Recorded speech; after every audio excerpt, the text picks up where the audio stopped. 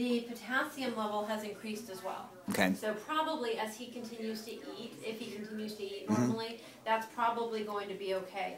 Our lab says our reference range on our potassium level is between 3.8 and 5. Okay. He's at 3.8 today. Oh, okay. So at the very low end of the range. Okay. Generally, you know, we're not giving those industrial doses of Lasix anymore that he had in the emergency room. Okay. And he is eating, so the potassium should come up on its own. I'm not seeing a suggestion here that we're going to need to supplement. Okay. So that's good. And the electrolytes have improved, and the overall look of the blood work has improved, and the kidney values are perfect. Okay. Which is really great. good. Yeah, great. Not enlarged, not elevated at all, I should say. Okay. So that's all good news. Great. Yay. So I think I would be inclined to just keep the medication doses where they are. So that's the thing.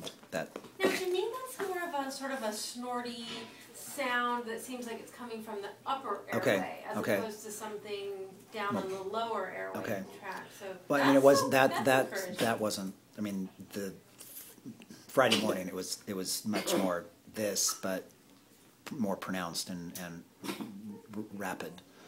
So it definitely sounded like he was in distress. It wasn't because he'll have these type of gaggy or upper coughing fits, and then he gets over it.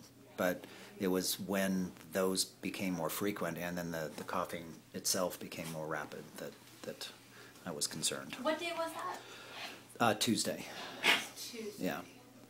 Okay. Tuesday. That's when we took him into the La Mesa hospital.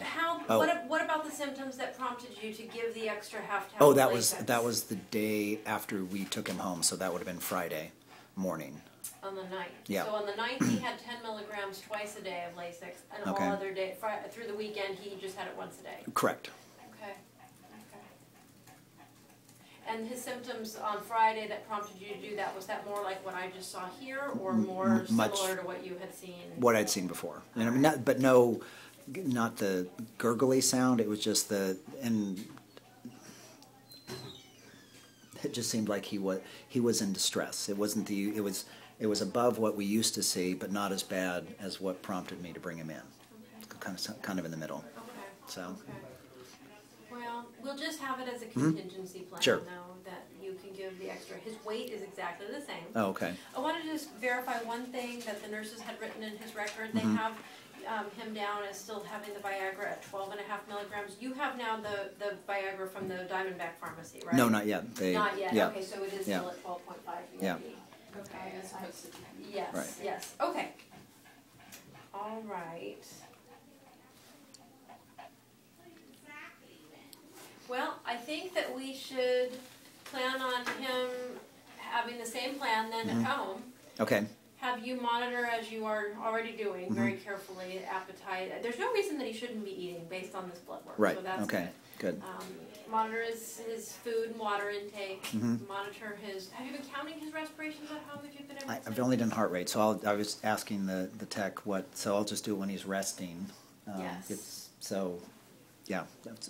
Sometimes it's better to do it when they're resting, but not necessarily sleeping. Asleep, right. They can get into some strange breathing patterns when they're asleep. Yeah, So anything that'll help us give a little bit more objectivity to what we're seeing. Okay. Because if he's only coughing and he's breathing okay, it's more likely that could be tracheal or just irritation from having the enlarged heart. Right. But if he's coughing and that's coupled with an increase in his respirations, we would probably take that more seriously. Got it. Okay. It still could be the pulmonary hypertension or the congestion. Okay. But sometimes to avoid a trip into the emergency room, we'll just give the extra Lasix. Right. If that seems to fix it, then we have a real cause and effect relationship there. Right. Okay. Gave the Lasix, symptoms went away. Right. Probably it was congestion, and not so much the pulmonary hypertension. Okay. And what kind of respirations am I looking for? Below 40. Below 40. And if you have your handout that we sent home last week, let me make sure,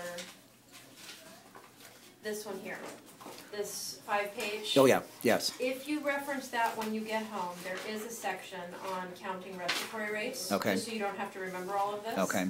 It's on page 4. Okay.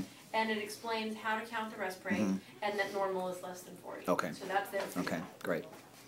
And heart rate? Heart Great. We generally, do you feel like, what kind of heart rates are you getting at home? 140-ish. Okay, that's very close to what we got today. Okay. That's fine. Do you feel you can tell whether it's regular or irregular? Okay, all right. Well, for the regular versus irregular, it's still very valuable for you to monitor that. Okay. So keep doing that. Okay. Normally, if you're getting one, I know right now he's not in heart failure. So right now, if that heart rate of 140 correlates with him being not in heart failure, then 140 is probably his norm. Oh, okay. That's a little fast for at home. And it's kind of surprising that you'd get that at home and we'd get very similar to that here, because you would think we would get higher here. I'll do it again when he's more calm. That was you know, he gets very excited when he sees me, or when I pick him up to go outside or whatever. So I'll just have to, I'll do it at the same time that he's in the resting. The heart rates are useful. The rest rates are probably more critical. Okay. But also, if you're noticing, if we're getting some hint that the respirations are a problem, and then concurrently the heart rate has also increased, that's further information that would be corroborating that we do have a CHF relapse. That some edema. Okay. Okay. Why don't we bring him back in about 2 to 3 weeks? Okay. To see how things are going. If there's issues between now and then, certainly call us. We'll see if we can kind of work through some things over the telephone. Okay. If it's just sort of checking in, giving us, and on that same discharge instruction, by the way, there's our email addresses on there. Oh, okay, great. And you know, if you just have issues, okay, I'm getting these respiratory rates, and the coughing is doing this and this, you know, what should we do? Okay. And if we can try and manage that over the next couple of weeks. If everything's, I think we're going to be okay on the plan that we have, though. Okay, cool. And what does happen when it starts to decline? What happens to him? Is it more of the fluid in the lungs, the weakness? Recurrent respiratory distress and the symptoms that go along with that, the lethargy and the weakness, is really a relapse of either the pulmonary hypertension or the congestive heart failure. Okay. So it's likely to look the same as when it happened the first time. Okay. When we start getting into side effects from the medications that we're using to try to help him, then we get into him feeling lethargic, dehydrated, not wanting to eat and drink. Okay. But we would know that that was happening because of our monitoring of his blood work periodically. Right. Okay. Okay. And you still think a couple years-ish? The pulmonary hypertension complicates things a bit. Oh, okay. But in general, we're seeing our congestive heart failure patients live, we used to say a year. A year was average. Yeah. We're seeing more and more patients now go closer to 2 years. Okay. We're also identifying a lot more pulmonary hypertension simply because our ability to diagnose it has improved, along with improvements in ultrasounds. But so it seems like I would say more of my patients with congestive heart failure have pulmonary hypertension than don't. Okay. So the ones that were surviving a year could have had it, or 2 years could have had it, but the technology wasn't there to corroborate it. Okay. The longest living CHF patient that I've personally had has gone about 4.5, 5 years. Okay. That's exceptional. I don't want to hold that out as it's all right. Well, as the probable. We'll see. We'll see how he does. The goal is to keep him symptom free, and we don't cure the underlying issue. We just manage the congestive heart failure. When we manage the congestive heart failure, they should feel pretty good. Yeah, because we're going to do some. Keith Weingart's going to just do some more holistic, things just to, keep him overall comfortable and improve. I like his functions. approach. Yeah, we do too. So. Very Cool. Good, very good. And all of my reports went to him. Okay. And also went over to PESC. Okay. Because should he ever go to PESC again, or just for general feedback, I don't like it when I send a case to another hospital, and even if it ends up being a neurology case that I'm never going to handle again, I kind of just like to know. Right. What did they find? Sure. Did I do everything as they would have done or differently? So we sent everything to both places. Right. Okay. Great. So everybody should be on the same page. And then when the